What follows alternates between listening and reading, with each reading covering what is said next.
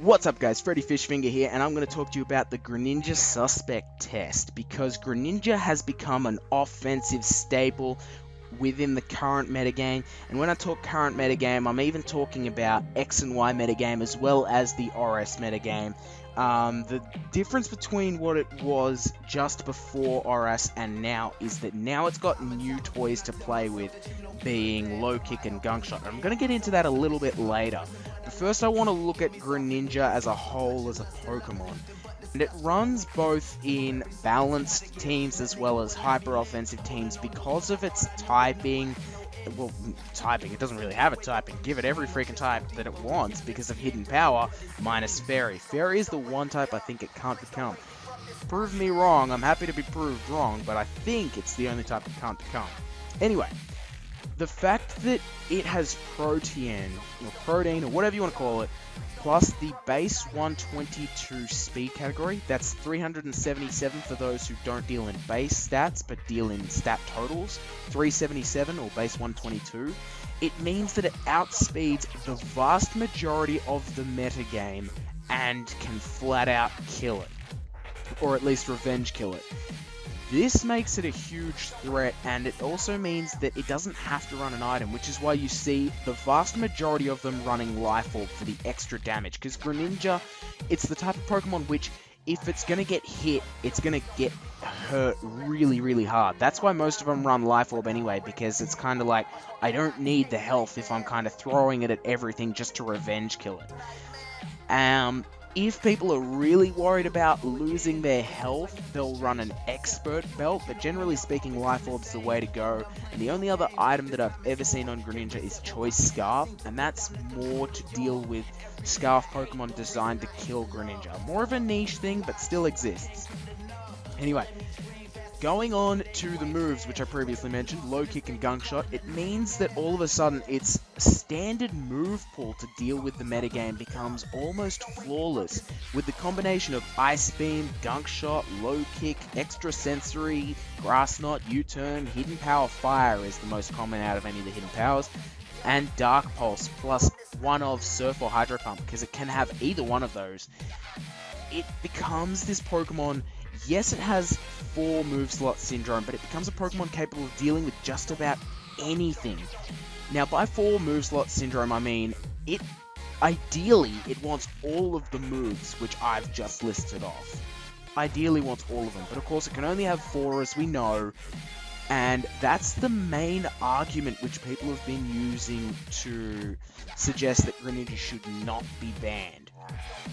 Now, realistically, that is not enough to stop a Pokemon from being banned, and that's why, looking at the Smogon threads, I'm seeing a lot of people saying it needs to be banned because it is such a big presence, blah blah blah blah blah, say what they want. The thing is, looking at the arguments for the side of don't ban it, they're kind of a lot.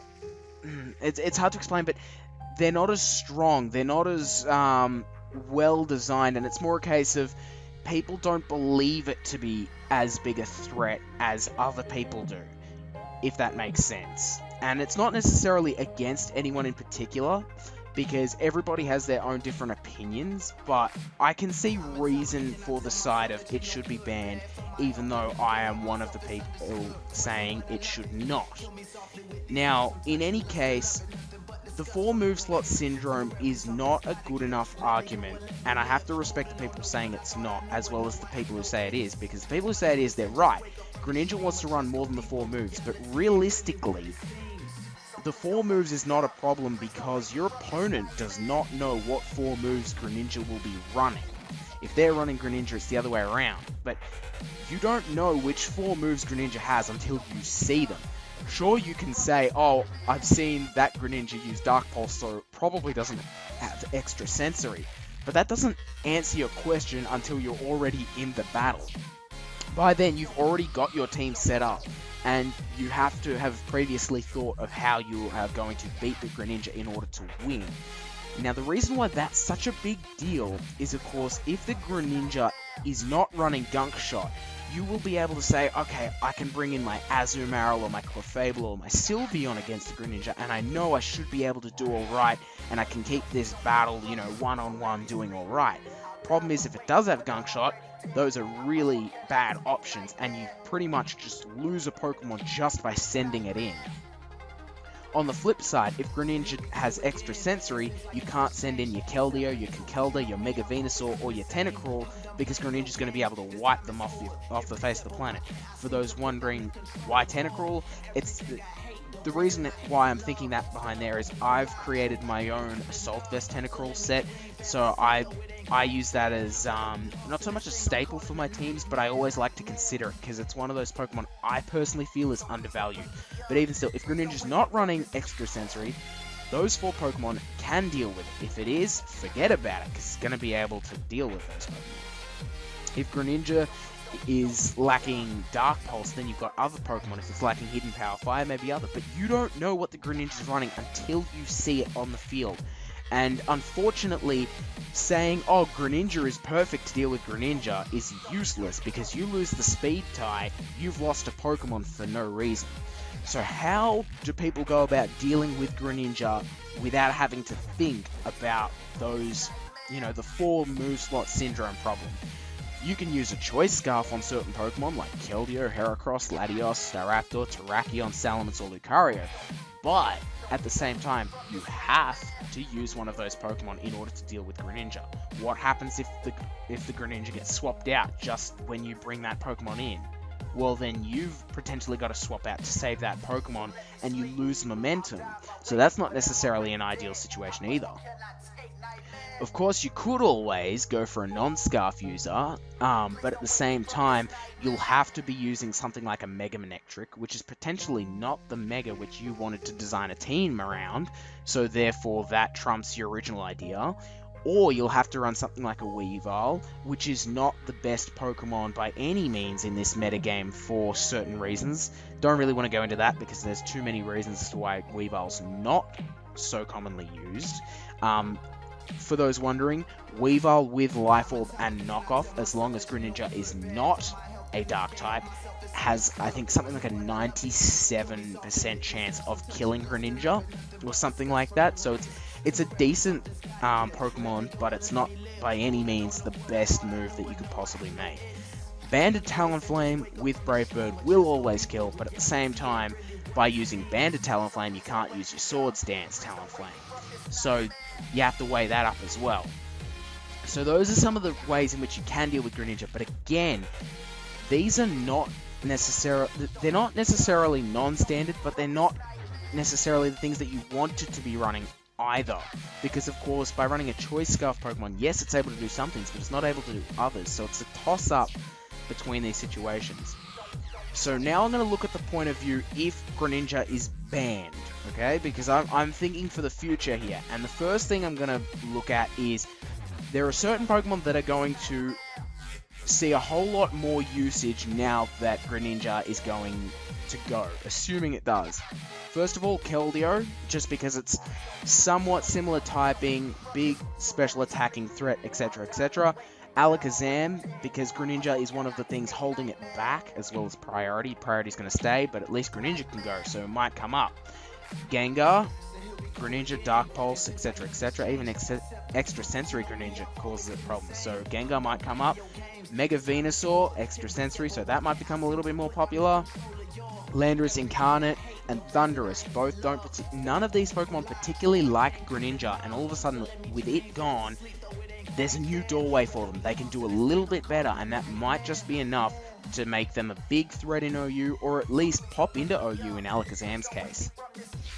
Okay, the next thing is, if you've currently got a team and you have it down packed perfect and you refuse to change it, but Greninja gets banned, what are you going to do? Well, looking at it, I see the best ways to be able to change your team are with one of 5 Pokemon. Sure, there's bound to be other stuff out there, but these are the 5 that I've found that might be able to do the job for you. Noivern, Keldeo, Tornadus T, Starmie, or Infernape. Infernape and Tornadus T for the higher... Well, in fact, they're all high speed, pretty much. I think the lowest is 108 in that entire tier.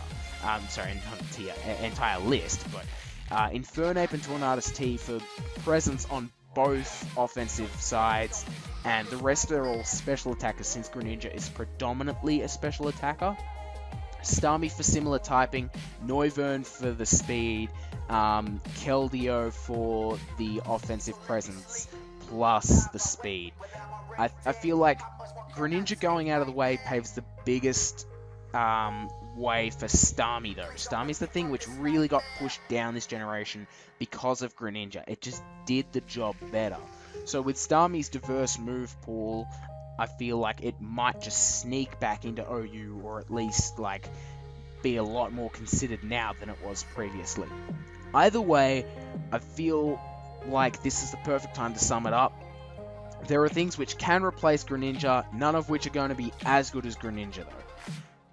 Greninja, I don't believe it should be banned, even though everything which I've shown you suggests that it's a really good Pokemon. I don't think by any means it is too good. I think I can understand why people would believe that, but if I was in charge of Smogon, or if I'm making my vote, I'm saying it should not be banned. That being said, if it does, there are certain Pokemon which are going to rise, etc, etc. So I think we've got to start looking forward to a metagame where it will be banned, just because I see that having stronger arguments. Time will tell though. By, I think, early January we should know. So leave your comments down below, because I love reading through all this stuff. And, you know, we might even be able to have a proper discussion of what you guys actually think. So leave a like if you could, so that we can get a whole lot of people's opinions if you guys leave likes, because that means more people see it. So that'd be awesome as well. Comment down below with your opinions and so forth. That would be great. And furthermore, subscribe for any more Pokemon content. I do some battles, I do some theory-based things like this, as well as some random playthroughs, stuff like that. If you guys heard that, that's my phone, ignore that. And the last thing, what was I going to say? Leave a like if you enjoyed. Freddy Fishfinger, out.